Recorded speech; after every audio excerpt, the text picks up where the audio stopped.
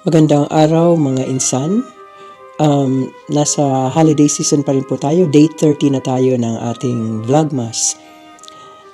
Sa episode natin ngayon, pag-uusapan natin ang tungkol sa power of hope, lakas ng pag-asa, at pagtanaw sa kinabukasan with optimism. Ano yung optimism? Yung pagiging positive, yung pagtingin lagi sa kung ano ang positibo. Paano natin magagamit ang mga ito sa hamon ng buhay? Yan ang isang malaking challenge dyan. Actually, it's really just a matter of clarifying kung paano natin gagamitin yan. Alright, so, personal experience muna. Siguro sa mga, kung napanood nyo na yung mga, unang episodes ko, lagi akong nagkikwento. Very transparent ako na marami akong sakit, kahit ano-ano na lang.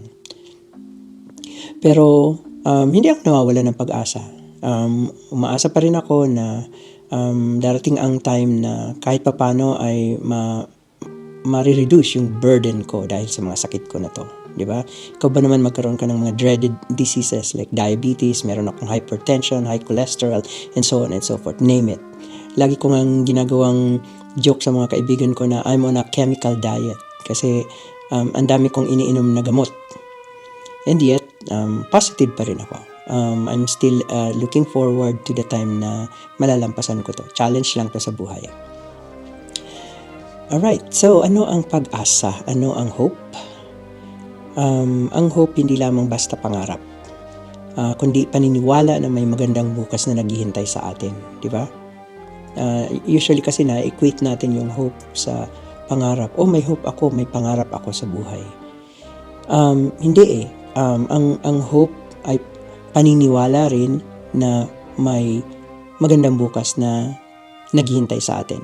Sabi nga niya ng iba nating kababayan, bilog ang mundo. So kung minsan nasa taas, kung minsan nasa ilalim ang ang buhay natin, di ba?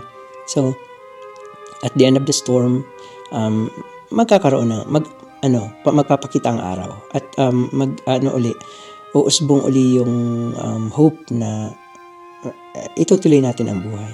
Naalala ko nung isang araw nanonood ako ng TV Patrol. May nasunugan uli sa Tondo. About 30 families yung affected. And sabi nila, ang nakakalungkot dahil noong 2021, nasunugan na rin sila around this time. So, pangalawang beses na silang nasunugan and yet, positive pa rin sila na makakabangon sila. So, bakit mahalaga ang pag-asa? Una, nagbibigay kasi ito ng lakas o motivation sa atin. So ito yung inaasahan natin na sana maging malakas pa ang mga susunod nating araw.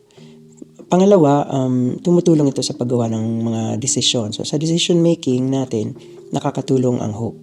Kasi kung wala kang pag-asa, di ba, wala kang tinatanaw na kahit anong ilaw, chances are pagdating sa decision making, babagsak ka. Pangalawa, nagpapabuti rin ito ng mental and emotional health ng tao. So, mababawasan yung stress mo dahil kahit papano nagkakaroon ka ng pag-asa.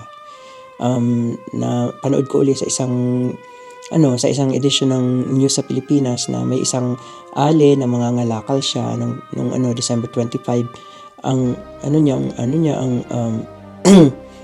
medianoche niya ay kanin at pritong isda. Samantalang yung iba, mga ham, mga salad, mga spaghetti. So siya nakontento na lang doon dahil wala naman talaga siyang mabibili. And yet, andun pa rin yung pag-asa. Umaasa pa rin siya na gaganda ang buhay niya pagdating ng panahon. Okay, paano natin gagamitin ang pag-asa sa gitna ng mga pagsubok?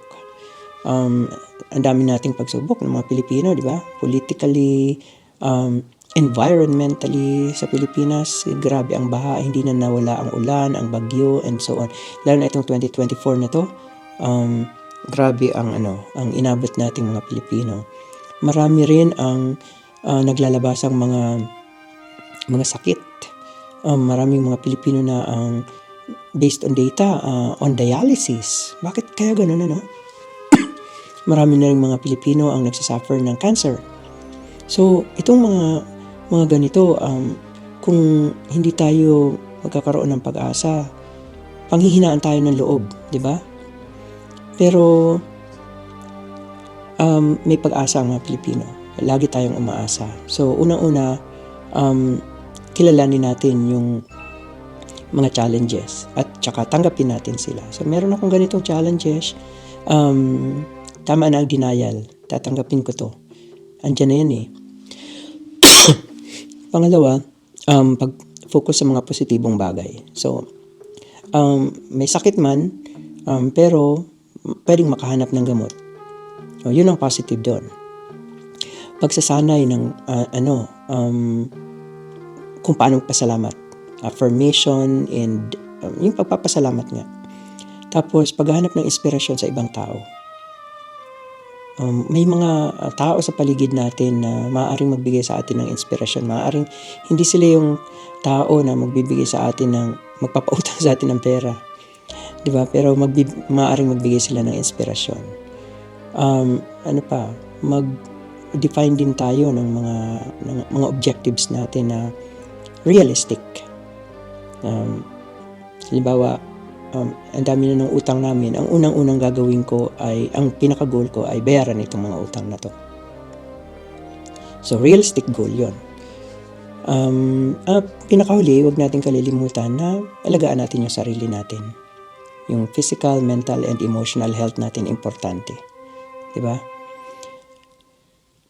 Ayun, paano natin patatatagin ang sarili natin? Unang-una, hanapin natin yung kaligayahin natin, 'di ba? Sa Pilipino,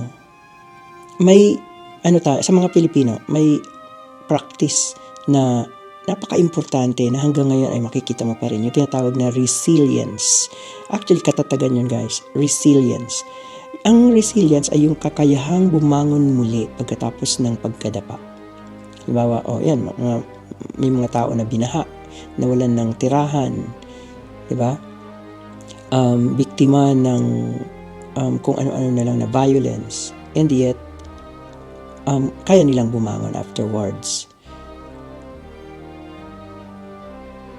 Paano natin mapapalakas ang ating katatagan o yung resilience natin? Una-una, maghanap tayo ng happiness sa mga maliliit na bagay. Ano ang mga simpleng bagay na nagdudulot ng saya sa atin? Kung minsan, social media, di ba? Kung minsan, pakikipagkwentuhan sa mga family members o ang bonding sa pamilya, yun ang mga simpleng bagay na nagbibigay sa atin ng ligaya. Kaya doon natin hahanapin yung resilience natin. Kasi kung mahahanap natin yun, tatagal at tatagal tayo. Di ba? Magkakaroon tayo ng hope. The power of hope will always be there. Sabi nga. Sana may nakuha kayo dito sa day 30 ng ating Vlogmas. Maraming salamat po sa pagiging present sa lahat ng episodes ko. Once again, thank you so much.